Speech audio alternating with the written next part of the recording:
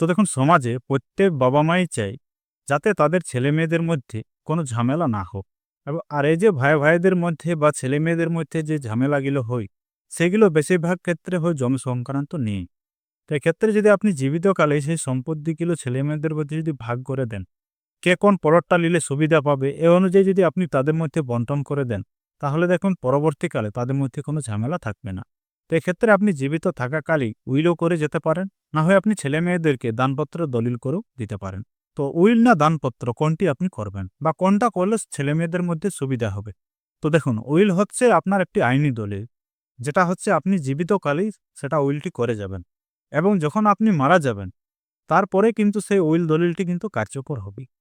এবং উইল দলিলটাতে আপনি যেভাবে সম্পত্তিটি বন্টন করবেন, কোন ছেলে কোন প্লটটি নিবে বা কোন ছেলে কোন প্লটটা নিলে সুবিধা পাবে, সে অনুযায়ী যদি আপনি উইলটি করে যান, তাহলে আপনি মারা যাওয়ার পর সেই দলিল কিন্তু কার্যকর হয় এবং তাতে সে উইল দলিল অনুযায়ী ছেলেমেয়েদের মধ্যে সম্পত্তি বন্টন হবে। এবং তা না করে আপনি দানপত্র দলিলও করতে পারেন এবং দানপত্র দলিল করার সাথে সাথেই জমির মালিক হবে যাকে আপনি দান করবেন, অর্থাৎ গ্রহীতা সেই সম্পত্তির সম্পূর্ণভাবে মালিক হবে।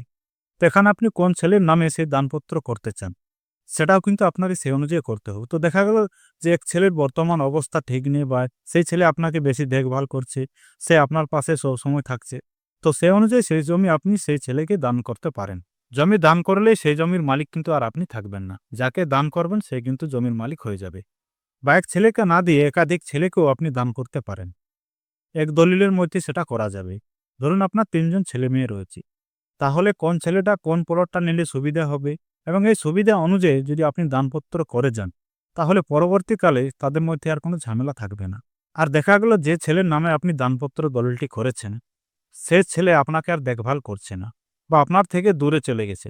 তো এক্ষেত্রে দেখুন, সে দানপত্র দলিল বাতিল করারও কিন্তু নিয়ম রয়েছে।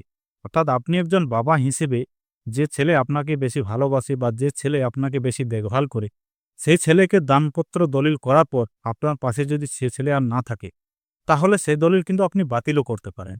এটা কিন্তু সুপ্রিম কোর্টের একটি রায় দিয়েছে।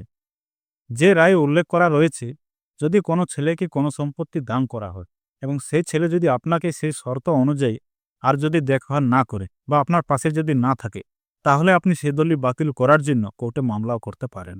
এটা কিন্তু রয়েছে। দানপত্র দলিল বাতিল করার যেটা নিয়ম রয়েছে, মূল যে শর্ত বা মূল যে নিয়ম রয়েছে, দাতা এবং গ্রহীতা ২ পক্ষকেই জীবিত থাকতে হবে। ২ পক্ষের মধ্যে একজন যদি জীবিত না থাকে, তাহলে কিন্তু দানপত্র দলিল বাতিল করা যায় না।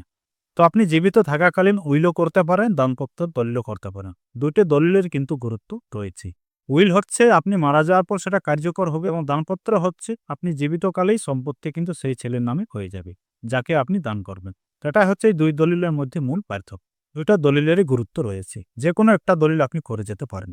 তাতে আগামী দিনে বা ভবিষ্যতে ছেলে-মেয়েদের মধ্যে জমি নিয়ে আর ঝামেলা হওয়ার সম্ভাবনা থাকবে না। তো যাই হোক, ছোট্ট ইনফরমেশন আজকের এই ভিডিওতে আপনাকে জানালাম। ভিডিও ভালো লাগলে লাইক করবেন। চ্যানেলে নতুন হয়ে থাকলে পরবর্তী ধরনের জমি সংক্রান্ত ভিডিও দেখার জন্য অবশ্যই চ্যানেলটিকে সাবস্ক্রাইব করা করুন।